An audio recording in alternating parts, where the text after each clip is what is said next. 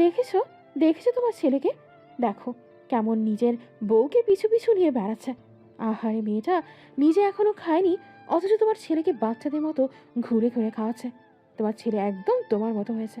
তোমরা বাপ ছেলে বউদের খাটাতে খুব ভালোবাসো, তাই না? স্ত্রীর কথায় আমিষ চৌধুরী দীর্ঘশ্বাস ফেললেন। তিনি তো জানেন এখন একটু কথা বলতে গেলেই এত অনুষ্ঠানেই কুরুক্ষেত্র বানিয়ে ফেলবে তার বউ। তার থেকে চুপ থাকাই শ্রেয়। কিছুটা বেলা গড়িয়েছে। অনুষ্ঠানের জন্য গেট সাজানো, বাড়ি সাজানো আংশিক শেষ হয়েছে। আদ্রিকা সহ বাড়ির সকল মেয়েরা খাবারের দিকটা আয়োজন করছে। সবাই যে যার মতো ব্যস্ত। সকালের নাস্তাটাও সবাই একসাথে করতে পারলো না। সবাই কোনো মতো খেয়ে নিল। আয়ান তো আদ্রিকার হাতে খেয়ে জমিয়ে কাজ করছে। এদিকে রামিসা পড়েছে আর এক বিপাকে। যতবার সে হিমেলের দিকে তাকাচ্ছে ততবারই হিমেল তার চোখ পাকাচ্ছে, যার অর্থ বেশি লাফালাফি করলে খবর আছে তোর। হিমেলের ভয়ে এখন সে লাফাতেও পারছে না। চুপচাপ বসে মুখে আঠা মেরে বসে আছে। বিষয়টা খেয়াল করে অবাক হয় আদ্রিকা। ব্যাপারটা কি হলো? মেয়েটা হঠাৎ এমন ফাটাটারের মতো চুপসে গেছে কেন? সকাল থেকে নয়নতারা আর সার্জিসের তো দেখাই নেই।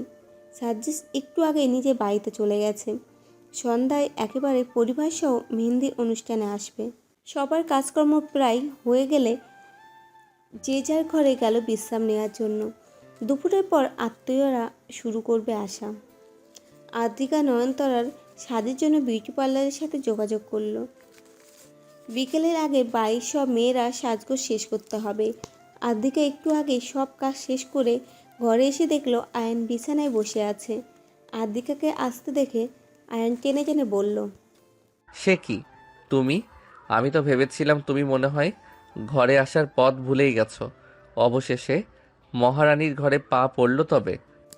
আদ্রিকা ভালোই বুঝলো সকাল থেকে আয়ানের সাথে কথা বলার সময় পায়নি দেখে সে এখন খোঁচা মারছে। আয়ানের পাশে বসে আদ্রিকা বলল, এভাবে বলছেন কেন? আপনি তো দেখলেন সকাল থেকে কত কাজ করতে হলো সবাইকে। আমি তো আপনাকে খাইয়ে দিলাম, এমনকি আপনি নিজেও ব্যস্ত ছিলেন কাজে। আয়ান টেনে টেনে বলল, হ্যাঁ হ্যাঁ, এখন বাহানা বানাও। আসল কথা হচ্ছে আমাকে তুমি এখন আগের মতো কেয়ার করো না। আদ্রিকা ভ্রু কুঁকছে বলল, আপনার মতলবটা কি বলুন তো? এরকম বাচ্চাদের মতো করছেন কেন? আয়ান চোখ বড় বড় করে বলল। এরপর ধরপড় করে উঠে এসে আদ্রিকার কাজ ঘেঁষে বসলো আর বাচ্চাদের মতো করে বলল, ঠিক বলেছ, আমার একটা মতলব আছে। আদ্রিকা ভুরু উপরে উঠিয়ে জিজ্ঞাসা করলো। কি মতলব? আয়ান হাত দিয়ে নিজের গাল ইশারা করলো। আদ্রিকা বুঝতে না পেরে তাকিয়ে রইল। আয়ান বলল। আদ্রিকা চোখ বড় বড় হয়ে গেল আর বলল, আপনি কি দিন দিন নির্লজ্জ বেহায়া পুরুষে পরিণত হচ্ছেন? আয়ান মাথা নেড়ে বলল, হুম হুম, বেহায়া হলে তোমাকে জিজ্ঞেস করতাম না, নিজেই চুমু নিয়ে নিতাম। তবে আমি তো আবার ভদ্র সুশীল একটা সরল মানুষ, এই কারণে চেয়ে নিচ্ছি। এই যে গালে, এখানে একটা সুন্দর জবরদস্ত চুমু দাও তো। সকাল থেকে ভিটামিন চুমু শূন্যতায় ভুগছি আমি। আদ্রিকা আগের মতো করে বলল। আপনি এগুলো কোথা থেকে শিখে এসেছেন বলুন তো? আয়ান আবার বিরক্তিকর দৃষ্টিতে তাকালো আর বলল, আদ্রিকা আগে হলে লজ্জা পেত, কিন্তু এখন সে অবাক হয়ে কুল পাচ্ছে না। চোখ বড় বড় করে তাকিয়ে রয়েছে আয়ান নামক মানুষটির দিকে। লোকটা এমন লোকটা একদম হুট করে বদলে গেল কেন? সন্ধ্যার আবেশ নেমে এসেছে। আকাশে লালচে গোলাপি আভা মিশে গেছে গোধূলি আলোতে। তাদের বাড়িতে যেন রূপকথার মতো সাজানো হয়েছে আজকে মেহেন্দির অনুষ্ঠানের জন্য। বাড়ির প্রতিটি কোণে আলো ঝলমল করছে। টিমটিমে লাইটের শাড়ি যেন তারার মেলা হয়ে উঠেছে। ছাদের পরিবেশটা কোনো অংশে কম নয়। এখানে তো মূল অনুষ্ঠান, নয়নতারাকে মেহেন্দি পরানো হবে। চারিদিকে ফুলের মালা ঝুলছে, বাতাসে মৃদু সুগন্ধ ভাসছে।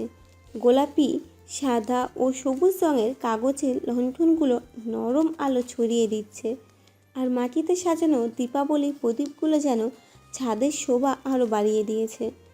আলোর ঝলকানির মধ্যে গাছপালার সবুজ শীতলতা আর ফুলের রঙের পাহাড় এক অন্য ধরনের মাধুর্য তৈরি করেছে। সব মিলিয়ে ছাদটি যেন কোনো জাদুকরি বাগান, যেখানে আজকের মেহেন্দি অনুষ্ঠানকে ঘিরে তৈরি হয়েছে এক মোহনীয় আহ্বান। বাড়ির সবাই সেজেগুজে ছাদে এসে বসেছে, যেখানে আজকের মেহেন্দি অনুষ্ঠান মূল কেন্দ্রবিন্দু তৈরি হয়েছে। ছাদের মাঝখানে বিরাট এক স্টেজ সাজানো হয়েছে, যা যেন রাজকীয় আসন। স্টেজের চারপাশে ঝুলছে সুদৃশ্য পর্দা, যার প্রান্তে ঝিলমিল করছে মুখমল আর রঙের লাল আর সোনালি জরি। স্টেজের পেছনে ফুলের পর্দা, যা বিভিন্ন রঙের গাঁদা, রজনীগন্ধা আর গোলাপ দিয়ে তৈরি, যেন এক ফুলের স্বর্গ। স্টেজের ওপর ঝুলছে রূপালি ঝাড়বাতি, যার আলো ঝিলিক চারপাশের সব কিছুকে আলো উজ্জ্বল করে তুলেছে। সবাইকে ঘিরে রয়েছে নরম কুশন, রেশমি কাপড়ে মোড়ানো ও সুন্দর আসন, যেখানে তারা বসে অনুষ্ঠান দেখছে। হালকা গানের সুর ছাদটি ভরে উঠেছে, আর সকলেই যেন এক স্বপ্নময় সন্ধ্যার অপেক্ষায় আছে। সারা পরিবেশের আনন্দ, আহ্বান, হাসির ঝংকার আর রঙিন পোশাকের আভা মিলেমিশে তৈরি করেছে এক অসাধারণ দৃশ্য। আয়ান সহ বাড়ির সব ছেলেরা সবুজ পাঞ্জাবি পরে ছাদের এক কোণে বসে আছে। আজকের এই মেহেন্দি অনুষ্ঠান বিশেষত্ব হলো সবাই সবুজ রং পরবে, মেয়েরা সবুজ শাড়ি আর ছেলেরা সবুজ পাঞ্জাবি। আয়ানও নিজের ও আদিকার জন্য ম্যাচিং ডিজাইনের সবুজ পাঞ্জাবি আর শাড়ি এনেছে। একটু আগে সেই শাড়িটা আদিকার হাতে তুলে দিয়ে এসেছে এবং বরাবরের মতো আদেশ করেছে যেন বেশি না সাজে, হালকা করে সাজলেই হবে। ওই একটু সাজেই আয়নের স্পন্দন থামিয়ে দিতে সক্ষম। চারপাশে সাজসজ্জা আর পরিবেশের সৌন্দর্য আয়নের চোখে ধরা দিচ্ছিল, কিন্তু তার মন ছিল অন্য কোথাও। কিছুক্ষণ পর বাড়ির মেয়েরা ছাদে আসা শুরু করলো। আয়ন খুব আগ্রহ নিয়ে তাকিয়ে আছে সিঁড়ির দিকে, হয়তো এখনই চলে আসবে তার হৃদয় হরণী, আর এক্ষুনি তাকে খুন করে ফেলবে তার মধ্যতায়। হিমলা দেখছিল আগত মেয়েদেরকে, তার ভাবনা এক একটা মেয়েকে শাড়ি পরে অ্যানাগঞ্জার মতো লাগছে। আসলে তাদের অনেকে আমেরিকান আত্মীয়রাও আজ আনন্দ করার জন্য শাড়ি পরেছে, যা হিমেলের একদম পছন্দ হচ্ছে না। শাড়ি বাঙালিকেই মানায়। হিমেল যখন সবাইকে এক এক করে দেখে তার চোখ ফেরাতে যাবে, ঠিক তখনই তার চোখে আটকে গেল সবুজ শাড়ি পরিহিত অদ্ভুত নারীর দিকে।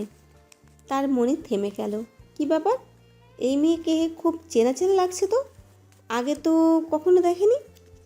দূর থেকে মনোযোগ দিয়ে হিমেল তাকানোর মাঝে উক্তিন রমণী যখন ধীরে ধীরে এগিয়ে আসলো স্টেজের দিকে, তখনই হিমেল চমকে উঠল। এ তো রামিসা, এত সুন্দর লাগছে কেন আজকে তাকে? শাড়ি পরে তো দেখছি হুট করে মেয়েটা বড় হয়ে গেল। বহু সময় নিয়ে অপলক দৃষ্টিতে তাকিয়ে থেকে হিমেল চোখ সরিয়ে নিল। এইভাবে কেন তাকাচ্ছে সে? ওই পটলের মধ্যে আবার কি দেখার আছে? শাড়ি পরেছে দেখে সুন্দর হতে পারে নাকি? এসব ভাবনার মাঝে ছেলেটা আজ চোখে কয়েকবার রামিসাকে পর্যবেক্ষণ করলো। এরই মধ্যে আয়ন বলে উঠল, দেখেছিস আমার বোনকে কত সুন্দর লাগছে? তাহলেই ভাব আমার বউটাকে ঠিক কতটা। বলতে পারল না আয়ন, থেমে গেল তার কণ্ঠনালী। বরাবর মতো চোখের মনি আটকে গেল আদ্রিকার অস্তিত্বে। স্তব্ধ হয়ে গেল ছেলেটা। হঠাৎ করে ছাদে আদ্রিকার উপস্থিতি যেন সব কিছু থমকে দিল। আদ্রিকা সবুজ শাড়িতে সেজে আসার সাথে সাথে চারপাশে সব আলো যেন তার সৌন্দর্যের সামনে স্লান হয়ে গেল। শাড়ির সবুজ রং তার কোমল চেহারাকে আলো উজ্জ্বল করে তুলছে, আর তার মাথায় গাঁদা ফুলের মৃদু গন্ধ বাতাসে ছড়িয়ে পড়ছে। তার প্রত্যেকটি পদক্ষেপ শাড়ি কুচিরা নড়ছে।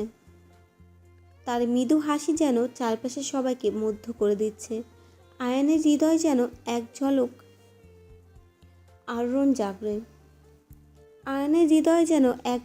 আলোড়ন জাগে।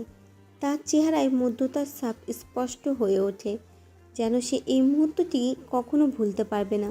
সব কিছু ছাপিয়ে আদ্রিকার সৌন্দর্য আর তার উপস্থিতি, মোহনীয়তার ছাদটি যেন স্বপ্নের মতো হয়ে উঠেছে। এই মধ্যতার মধ্যে ছাদের টিমটিমি আলো, স্টেজের শোভা আর অনুষ্ঠানের আবরণ মিলেমিশে তৈরি করেছে এক রোমাঞ্চ, হৃদয়ছোঁয়া মুহূর্ত, যা আরিয়ানের মনে এক অনন্য স্মৃতি হিসেবে থেকে যাবে। আয়ান চারপাশে থাকা মানুষদেরকে পরোয়া না করে আদ্রিকাকে দেখে মুগ্ধ হয়ে ধীরে ধীরে তার দিকে এগিয়ে এসে নরম এবং ধীর কণ্ঠে বলল, তুমি আজকের এই সন্ধ্যাকে যেন এক অন্যরকম রূপ দিয়েছ। সবুজ শাড়িতে তোমাকে দেখে মনে হচ্ছে যেন প্রকৃতি নিজেই তোমার মাঝে আশ্রয় নিয়েছে। তোমার সৌন্দর্য, তোমার এই মৃদু হাসি আমার সমস্ত পৃথিবীকে আলো করে দিয়েছে। আজকের এই সন্ধ্যায় তোমার চোখের তারায় আমি সে আবেগ আর কোমলতাকে দেখছি, যা হাজার কথা বলার পরেও বোঝানো যায় না। তুমি আমার জীবনের সবথেকে সুন্দর মুহূর্ত হয়ে উঠেছ। প্রতিটি শ্বাসে যেন তোমাকে অনুভব করতে পারি। তোমার উপস্থিতি আমার হৃদয়কে পূর্ণ করে দিয়েছে, যেমন চাঁদ পূর্ণিমার রাতে আকাশকে আলোয় ভরিয়ে দেয়।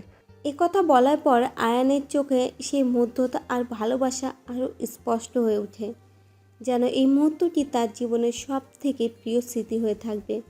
একটু পরে মেহেন্দি অনুষ্ঠান শুরু হবে। নয়নতারাকে স্টেজে বসানো হয়। সাজ্জিনও তার পরিবার সহ হাজির হয় অনুষ্ঠানে। সবার চোখের মুখে উৎফুল্লতা। আদ্রিকা আর রামিসা দুজনে মিলে নয়নতারার দুই হাতে মেহেন্দি পরিয়ে দিতে থাকে, আর আত্মীয়রা সবাই খাওয়া দাওয়া পর্ব শেষ করছে। মেহেন্দি পরানোর এক পর্যায়ে আদ্রিকা নয়নতারাকে বলে, সার্জিসের নাম কোন হাতে লিখে দেব নয়ন? নয়নতারা বলে, ওর নাম হাতে লিখতে হবে কেন? এটাও কি নিয়ম? আদ্রিকা হেসে বলে, এটা নিয়ম না, তবে অনেকেই ভালোবেসে এটা করে। নয়নতারা একবার সাজ্জিনের দিকে তাকিয়ে বলে, বাম হাতে তালুতে দাও। আচ্ছা। রামিসা বলে, জানো নয়ন আপু, তোমার মেহেদির রঙের উপর ডিপেন্ড করবে যে সার্জিস ভাই তোমার কতটা ভালোবাসে। নয়নতারা অবাক হয়ে বলে, সে কি, কিভাবে? আরে তোমার মেহেদির রং যদি বেশি লাল হয় তাহলে সার্জিস ভাই তোমায় ভালোবাসে, আর যদি লাল না হয় তাহলে।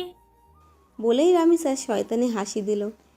এটা শুনতে পেয়ে সাজ্জিস বলে উঠল, সারিকা, তুমি কি আমার বিয়ে হওয়ার আগেই আমার সংসারে আগুন দেওয়ার চেষ্টা করছো? নয়নতারা রেগে বলল, কেন? তোমার ভয় হচ্ছে?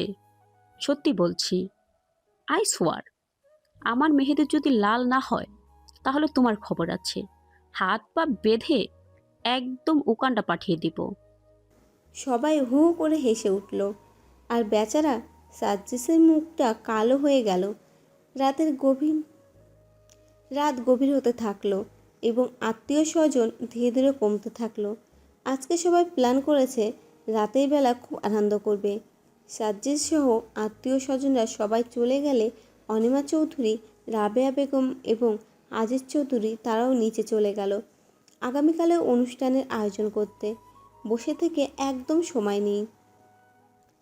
থাকার একদম সময় নেই, আর বাকি সবাই ছাদে থেকে যায় আনন্দ করার জন্য। হিমেল বলে উঠল, এখন কি খেলা যায় বলতো? রামিসা বলল। চলো লুকোচুরি খেলি। হিমেল বিরক্তি চোখ পাকিয়ে তাকালো। এই মেয়ে কি আমাদেরকে নিজের মতো বাচ্চা পাবে? অসহ্য। আয়ান বলে উঠল, তার থেকে ট্রুথ অ্যান্ড ডেয়ার খেলি, ভালো হবে না? নয়নতারা বলল। হ্যাঁ হ্যাঁ ভাইয়া, ইটস গ্রেট। আয়ান বলল। রামিসা, যা নিচ থেকে একটা বোতল নিয়ে আয়। শুরু হয়ে গেল ঐতিহাসিক ট্রুথ অ্যান্ড ডেয়ার খেলা। প্রথমে রামিসা বোতল ঘোলালো, কিন্তু সেটা ঘুরে রামিসার দিকে গিয়ে থামলো। রামিসা অভিমানী কণ্ঠে বলল, যাহ বাবা, এটা তো বেমানি। আয়ান বলল। বল কি নিবি? রামিসা সাহসে বলল।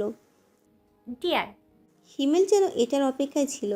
সে উৎফুল্ল কণ্ঠে বলে উঠল, ডিয়ারটা আমি দিই আয়ান। আয়ান বলল। রামিসা পুরো পুকছে গেল। এই লোক কেন ডেয়া নিতে চাচ্ছে, না জানে কি দিয়ে দেয়। হিমেল একটা শয়তানি হাসি দিয়ে বলল, এই মুহূর্তে সিঁড়ি দিয়ে ছাদ থেকে নিচে, আবার নিচে থেকে ছাদে আসতে হবে। মোট 25 বার করতে হবে। রামিসার মুখটা হা হয়ে গেল। এই লোক বলে কি? হিমেলের চোখে শয়তানি হাসি। নয়নতারার যেন পছন্দ হলো বিষয়টা। রামিসা কাতর চোখে আদ্রিকার দিকে তাকিয়ে বলল। ভাবি, আদ্রিকা কাজ ঝাঁকালো, যার অর্থ তার কিছু করার নেই। হিমেলের দিকে কটমট করে তাকিয়ে রামিসা বলল। যাচ্ছি। হিমেল আরও খোঁচা দিতেই আদ্রিকা বলল। ভাবি তুমি একটু কষ্ট করে ওর সাথে যাও, দেখো সত্যি 25 বার করে কিনা। বলা তো যায় না, ফাঁকিবাজ বলে কথা। রামিসা আর এক ধাপ রেগে উঠে দাঁড়ালো আর ধপধপ করে ছাদের সিঁড়ি দিয়ে চলে গেল। আদ্রিকাও পিছনে পিছনে গেল। ওরা যাওয়ার পর সবাই হেসে উঠল। আয়ান বলল। তুই আমার বোনটাকে এত জ্বালাস কেন বলতো? হিমেল হাসল শুধু। মিনিট 10 পর রামিসারা ফিরে এলো। রামিসার হাতে ঠান্ডা পানির বোতল। আদ্রিকা এসে বসতে বসতে বলল। 25 বার করেছে। নয়নতারা বলল। মিস রামিসা 25 বার ছাদ থেকে নিচে, নিচে থেকে ছাদে ওঠানামা করে তোমার অনুভূতি কেমন? রামিসা আর একবার পানি খেয়ে উত্তর দিল। খুবই জঘন্য। এরপর দ্বিতীয়বারের মতো বোতল ঘোরানো হলো।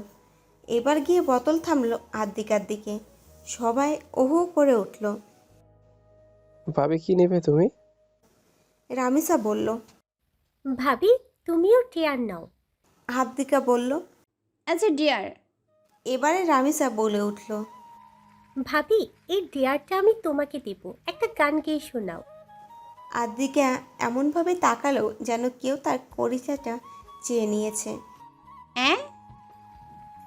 না ভাবি, হ্যাঁ, আমি মমের কাছে শুনেছি তুমি অনেক সুন্দর গান করতে পারো।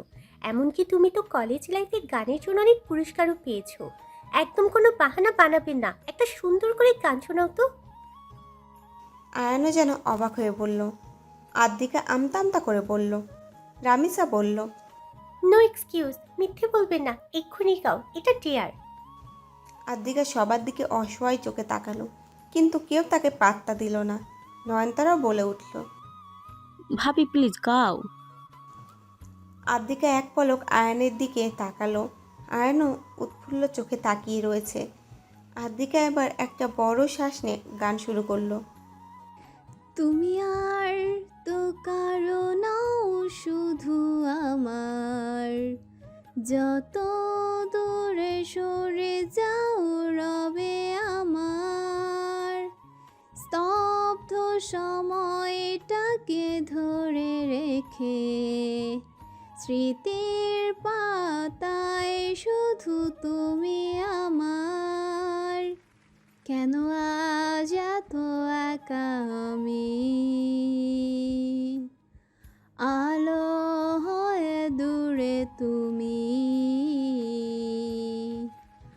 আলো আলো আমি কখনো খুঁজে পাবো না। চাঁদের আলো তুমি কখনো আমার হবে না। আলো আলো আমি কখনো খুঁজে পাবো না। চাঁদের আলো তুমি কখনো আমার হবে না। হবে না, হবে না। রোমন্থন করি ফেলে আসা দৃশ্যপট স্বপ্নে আঁকা। লুকিয়ে তুমি কোন সুদূরে, হয়তো ভবিষ্যতে আড়ালে। ঘাসের চাদরে শুয়ে একা, আকাশের পানে চেয়ে জেগে থাকা। তবে আজ এত একা কেন? আলো হয়ে দূরে তুমি। আলো আলো আমি কখনো খুঁজে পাবো না। চাঁদের আলো তুমি কখনো আমার হবে না।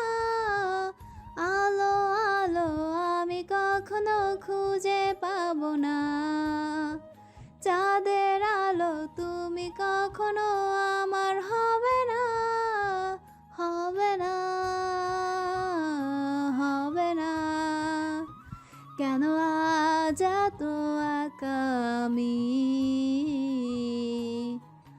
আলো হয়ে দূরে তুমি, আলো আলো আমি কখনো খুঁজে পাবো না, চাঁদের আলো তুমি কখনো আমার হবে না, আলো আলো আমি কখনো খুঁজে পাবো না, চাঁদের আলো তুমি কখনো আমার হবে না, হবে না, হবে না। আদ্রিকা যখন গান শেষ করলো, আয়নের মধ্যে যেন এক নিস্তব্ধতার ঝড় বয়ে গেল। তার চোখের পাতা ভারী হয়ে আসছিল, কিন্তু সে চোখ বন্ধ করতে চাইল না। যেন এই মুহূর্তে মায়া থেকে বেরিয়ে আসা মানে এক অসীম সৌন্দর্য হারিয়ে ফেলা। আয়নে এতটা মুগ্ধ হয়ে গেল যে তার মনে হলো সে যেন এক নতুন পৃথিবীতে পা রেখেছে। একটি পৃথিবী যেখানে শুধু সুরের আবেশ, হৃদয়ের নীরবতা এবং নিঃশব্দের গভীরতম আকুলতা রয়েছে। তার হৃৎস্পন্দন বেড়ে গেছিল এবং মনে হচ্ছিল তার শিরাগুলো যেন সেই সুরে বইছে। তাই প্রতিটি শ্বাসে সে গান ভাসছে। তার চোখে দৃষ্টিতে ছিল অপার বিস্ময় এবং গভীর আবেশের ছাপ। আদ্রিকার প্রতি তার এক মুহূর্তর প্রশংসা কেবল মুখে প্রকাশ করতে পারেনি, তার পুরো অস্তিত্ব যেন সেই প্রশংসার প্রতিফলন হয়ে উঠল। কোনো শব্দই তার ঠোঁট থেকে বের হলো না, যেন ভাষা হারিয়ে ফেলেছে, যেন সে এক অন্য জগতে চলে গেছে। অবশেষে সবার হাততালি আওয়াজে আয়নের হুঁশ হলো। হিমেল তো শীষ বাজিয়ে বলে উঠল, জোস ভাবি, মারাত্মক, ফাটিয়ে দিয়েছ। আয়ান গভীর নিঃশ্বাস ফেলে, যেন তার ফুসফুসে আটকে থাকা প্রতিটি শব্দ মুক্ত করে দিতে চাইল। আয়ন মনে মনে আওড়ালো, তোমার গানের সুরে আমার আত্মা যেন মিশে গেছে। আমি এতটা গভীরে কখনো পৌঁছাতে পারিনি। যেন তুমি আমার হৃদয়ের প্রতিটি স্পন্দন ছুঁয়ে দিয়েছ আদ্রিকা। সেই মুহূর্তে সে একজন শুধু শ্রোতা ছিল না, সে ছিল এক বন্দী, যাকে সুরের কারাগারে আবদ্ধ করা হয়েছে এবং সে কখনো মুক্ত হতে চায়নি। তুমি সত্যি অসাধারণ। আয়ান গভীর মধ্যতায় বসল। রিপিট। আয়ান গভীর মধ্যতায় বলল। আদ্রিকার চোখ তুলে তাকালো। এই মানুষটা, এই একটা প্রশংসার বাক্য কাছে হাজারো প্রশংসা আদ্রিকার কাছে অতি তুচ্ছ, অতি নগণ্য। সে তো শুধুমাত্র এই মানুষটাই মধ্যতা চায়। আশেপাশে মানুষগুলোকে পরোয়া না করে আয়ান আবারও বলল, তোমার সুরে যেন নিঃশব্দ ব্যথার যে কথাগুলো আমি কখনো বলিনি সেগুলোই প্রতিধ্বনিত হয়ে উঠেছে এই সুরে, এই ব্যথায়। আমি যেন নিজের মধ্যেই হারিয়ে গেলাম। আদ্রিকা একটু লজ্জা পেল। ছোটদের সামনে এই লোক কিভাবে এসব বলে, একটু লজ্জাও নেই। নয়নতারা ও রামেসা ও করে শব্দ ধ্বনি দিতে লাগলো। হিমেল খুব খুব করে কেসে বলল, বন্ধু বন্ধু, ও ও আমরাও আছি এখানে। রামেসা একটু টেনে টেনে বলল, ভাবি তুমি কিছু বলছো না যে? আদ্রিকা একটু থেমে গভীরভাবে আয়নের চোখে চোখ রেখে বলল, কিছু অনুভূতি হয়তো কখনো ভাষায় প্রকাশ পায় না, শুধু সুরেই বলা যায় অথবা বুঝে নিতে হয়। আয়ন আবারও মনে মনে আওড়ালো। তুমি যা বলতে চাও আমি তা বুঝতে চাই আদ্রিকা। সময়ের ধারাবাহিকতা অমিতবাহী, তা যেন একটি নিরস্তর প্রবাহ, কখনো থেমে থাকে না। এক মুহূর্তের জন্য হয়তো আত্মবিশ্বাস জাগানোর সুযোগ নেই। সময় কখনো ফিরে তাকায় না এবং কেবলমাত্র সামনের দিকে এগিয়ে যায়। দিন এবং রাতের সীমানা মুছে যায়, একে অপরের মাঝে লীন হয়ে যায়। অতীতের স্মৃতি আর ভবিষ্যতের স্বপ্নের মাঝে সময় অবিরাম বিচরণ করে, মানুষের জীবনে এক অনিবার্য সঙ্গী হিসাবে। এভাবে চলে এলো নয়নতারা বিয়ের দিন, সেই কাঙ্ক্ষিত দিনটি। বিয়ের দিনটি যেন ক্যালিফোর্নিয়ার প্রান্তে একখণ্ড বাঙালি স্বর্গ রচনা করলো। সূর্য ওঠার সাথে সাথে চারপাশে যেন বিয়ের আমেজ ছড়িয়ে পড়ল। বাড়ির চারদিকে উজ্জ্বল রঙের ফুলের মালা ঝুলিয়ে দেওয়া হয়েছে, যেন প্রকৃতির সকল রং মিলেমিশে এক আনন্দ গান গাইছে। গেট থেকে শুরু করে বাড়ির প্রতিটি কোণে সুন্দরভাবে সাজানো হয়েছে। প্রতিটি জায়গায় আলোর ঝলকানি যেন দিনের আলোকে স্নান করে দিচ্ছে। আয়ান, হিমেল সহ সব ছেলেরা যে যার কাজে ব্যস্ত। বাড়ির মেয়েরাও এদিক ওদিক ছুটাছুটি করছে। বিয়ের মঞ্চটি হলো মূল আকর্ষণ। সোনালি এবং লাল রঙের থিমে সাজানো মঞ্চ যেন রাজকীয় প্রতীক হয়ে উঠল। চারপাশে বড় বড় ফুলের তোড়া, ঝাড়বাতি আর লাল সোনালি রঙের কাপড়ে ঢেকে রাখা বসার স্থানগুলো মিলেমিশে এক অপূর্ব সৌন্দর্য সৃষ্টি করল। মঞ্চের ওপরে ঝুলছে ঝাড়বাতি, যা যেন আকাশের তারা হয়ে মঞ্চকে আলোকিত করেছে। চারদিকে মিষ্টি ঘ্রাণ এবং অতিথিদের আনন্দমূলক কোলাহল যেন পরিবেশটিকে আরও জীবন্ত করে তুলেছে। কনে হিসাবে নয়নতারাকে সেই সাদা রঙের বল গ্রাউন্ডে হালকা সাজে সাজানো হয়েছে। আয়নের চোখে ছিল এক অন্যরকম প্রশান্তি। বোনকে এমন সাজে দেখে তার মন ভরে উঠেছিল গর্ব আর ভালোবাসায়। এই দিনটি হয়ে উঠল একটি পরিবারের জন্য স্মরণীয় মুহূর্ত, যেখানে ভালোবাসা, আনন্দ আর সাংস্কৃতিক ঐতিহ্য মেলবন্ধন ঘটল। আমেরিকার মাটিতে এই বিয়ের আয়োজন যেন দূর দেশের থেকেও নিজের শিকড়ের প্রতি শ্রদ্ধা এবং ভালোবাসার প্রকাশ।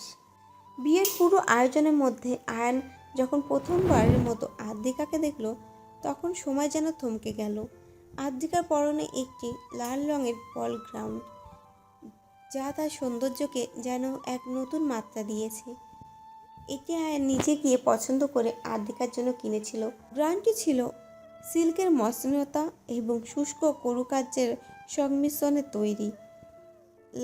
লালের উজ্জ্বলতা তার গায়ের রঙের সাথে মিলেমিশে তাকে যেন এক জীবন্ত মূর্তিতে পরিণত করল। গ্রাউন্ডে ঝলমলে কাপড়ের আলোতে মৃদু ঝলক দিচ্ছে, আর সেই ঝলকানিতে আদ্রিকার প্রতিটি পদক্ষেপই যেন এক মায়াময় ছন্দের রূপ নিচ্ছে। গ্রাউন্ডটির নিচের অংশটি ফুলের মতো প্রসারিত, যা তাকে আরও রাজকীয় করে তুলছে। তার কোমর বরাবর থাকা একটি সরু সোনালি বেল্ট তার শরীরের আকৃতি আরও ফুটিয়ে তুলেছে। তার গ্রাউন্ডের উপরের অংশটি হালকা জরি কাজ করা, যা তার সৌন্দর্যের উপর এক ধরনের রূপকথার আভা এনে দিয়েছে। আদ্রিকার চুলগুলো খোলা, ঢেউ খেলানো এবং তার কাঁধের উপর দিয়ে ঝরে কোমরে পড়ছে। তার চোখে হালকা কাজল, ঠোঁটে লাল রঙের লিপস্টিক, যা তার গ্রাউন্ডটির সাথে সামঞ্জস্য রেখে তার পুরো চেহারার এক অপরূপ মাধুর্য এনে দিয়েছে। তার কানের দুলগুলো মৃদু আলোয় ঝলমল করছে। তার গলায় ছিল একটি শুষ্ক সোনার চেন, যা তার পোশাকের সাথে মিলিত হয়ে তাকে আরও অপরূপ করে তুলেছে। আয়ন এক মুহূর্তের জন্য যেন নিঃশ্বাস বন্ধ করে তাকিয়ে রইল। তার চোখের মধ্যতা এক অপরিসীমা ছাপ ফুটে উঠল। আদ্রিকার এই সৌন্দর্য, এই গৌরব তার হৃদয়ের প্রতিটি কোণায় স্পন্দন জাগিয়ে তুলছে। সে বুঝতে পারছে না কিভাবে এই সৌন্দর্যকে ভাষায় প্রকাশ করা যায়। তার চোখ যেন আদ্রিকার উপর থেকে সরতে চাচ্ছে না এবং তার মনে হচ্ছিল সে যেন এক স্বপ্নের জগতে প্রবেশ করেছে, যেখানে আদ্রিকা তার হুড়পড়ি। এই মুহূর্তে আয়ন সম্পূর্ণভাবে আদ্রিকার মায়ের আবদ্ধ হয়ে পড়ল। তার হৃদয়ে গভীর মুগ্ধতা ভরে উঠল এবং সে অনুভব করল এই মুহূর্তটি তার জীবনের এক অমূল্য স্মৃতি হয়ে থাকবে। একটু পরে সার্জিসের পরিবার আসার পরে শুরু হয়ে গেল মূল অনুষ্ঠান। নিকার জন্য বাড়ির একটি অংশকে বিশেষভাবে সাজানো হয়েছে। নিকার জায়গাটি সাদা ও সবুজ কাপড়ে ঘিরে দেওয়া হয়েছে। প্রতিটি কোণে ছিল ফুলের তোড়া এবং আয়াত লেখার ফ্রেম। সবুজ রঙের কার্পেটে মোড়ানো মেঝে এবং সাদা কাপড়ে মোড়ানো বসার স্থানগুলি পুরো পরিবেশকে শান্তিময় এবং পবিত্র করে তুলেছে। নিকায়ের সময় নয়নতারার পাশে বসেছিল অনিমা চৌধুরী এবং নিখাও খতিব। নয়নতারার মুখে লজ্জায় এক মিষ্টি হাসি। খতিব সাহেব নিকা শুরু করার আগে নয়নতারার সম্মতি নেয় এবং সেই সময় তার চোখে মুখে সে আনন্দময় উত্তেজনা তা যেন সমস্ত ঘরে ছড়িয়ে পড়ে। নিকাহ শেষে সবাই মোনাজাতে হাত তোলে এবং সবাই চোখে মুখে যা তখন এক ধরনের প্রশান্তি এবং কৃতজ্ঞতার ছাপ।